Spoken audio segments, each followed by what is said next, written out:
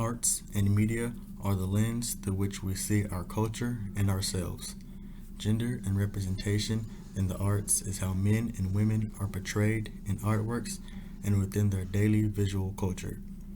We live in a world in which we are bombarded daily with art and media representations reinforcing problematic and outdated gender norms or objectifications of men and women in our culture.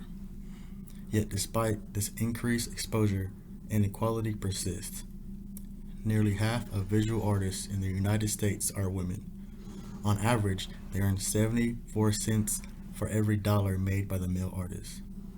Women working across the art professions make almost $20,000 less per year than men, and artists represented by the top galleries across New York, Los Angeles, and Chicago are still roughly 70% male. Gender is more than a biological and physical classification of the sexes. It is also a cultural and social representation of femininity and masculinity. The presentation of gender in the arts is an outcome of the social process of defining sexual and social identity. Since the emergence of feminist art in the 1960s, there have been a result of a reappreciation of the representation of women on a number of levels, like subject, creator, and receptor.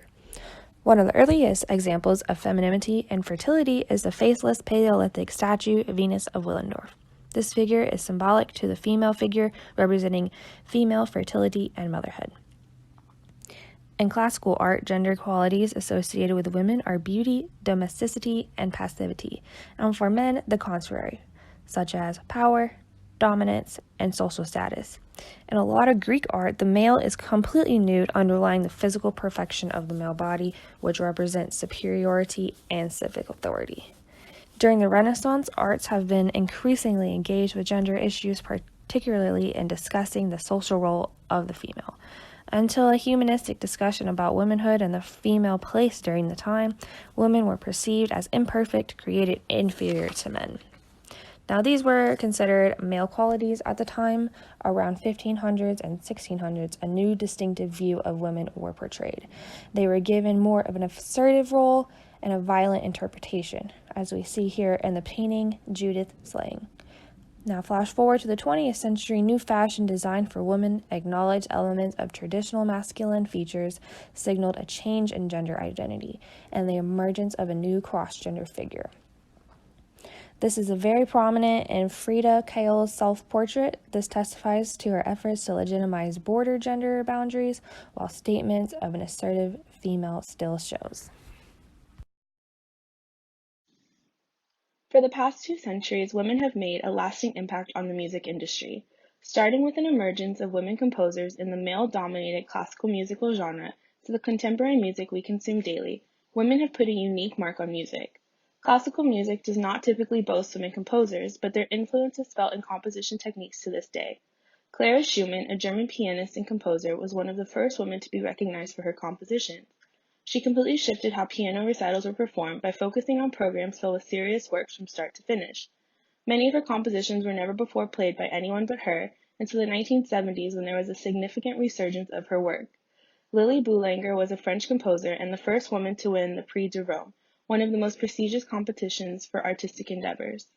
Ruth Crawford Seeger was an American modernist composer. She was the first female composer to receive the Guggenheim Fellowship in 1930.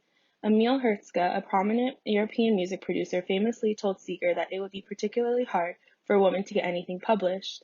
By the time of her death in 1953, Seeger had over 30 published works.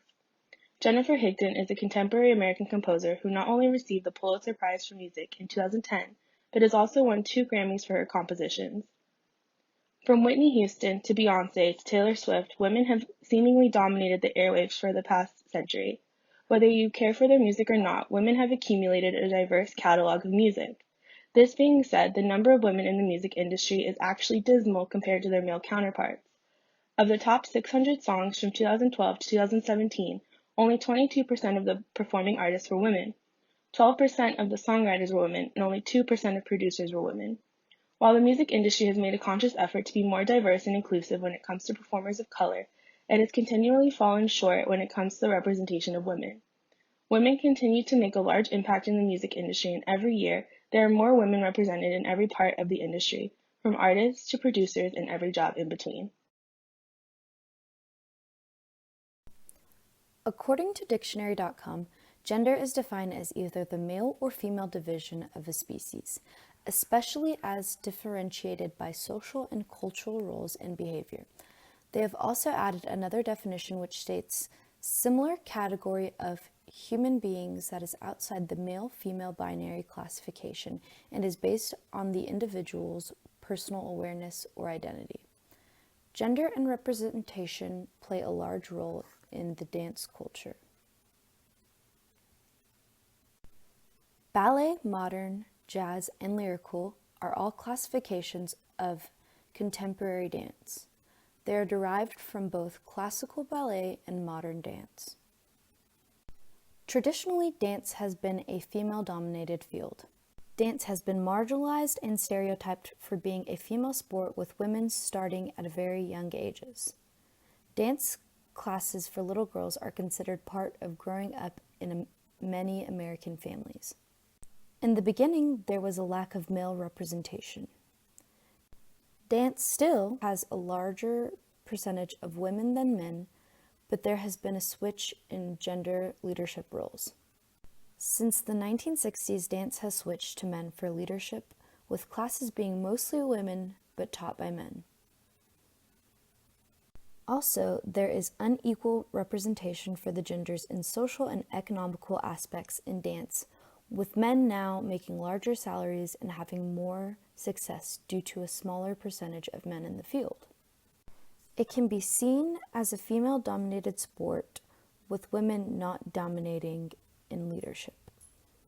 These are some of the aspects that cause inequality in representation of the genders in dance. Understanding gender and representation in dance can help shed a light on the culture, the roles, and its importance in the arts.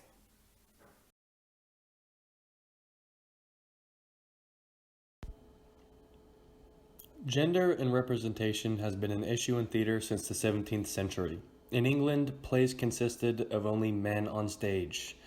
Women were not to participate in the show whatsoever. It remained illegal for women to act on stage until 1661. The reason women were not allowed to act was due to medical science at the time. It relied heavily on philosopher thought and study.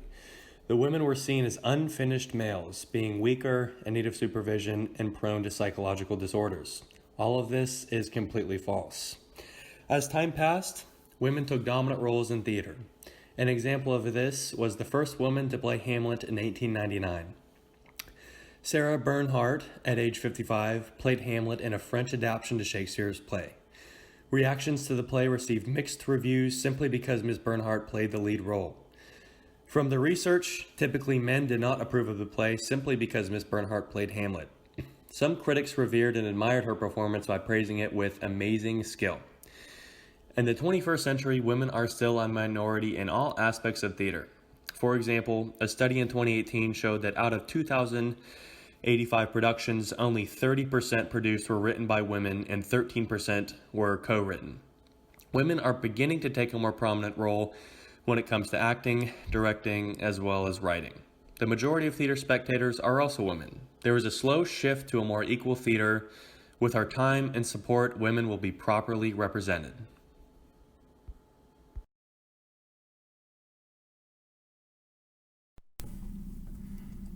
In conclusion, gender and representation in the arts has changed and will continue to change over the course of history to affect and represent our current political and social norms and issues around gender and representation.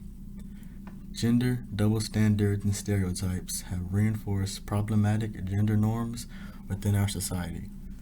An understanding as to the need for equality in gender representation needs to be fostered, as gender representation in the arts has not been equal, but has taken steps towards equal representation with the rise of the modern feminist movement and the emergence of an open and confident gay and lesbian community, helping to redefine gender portrayals.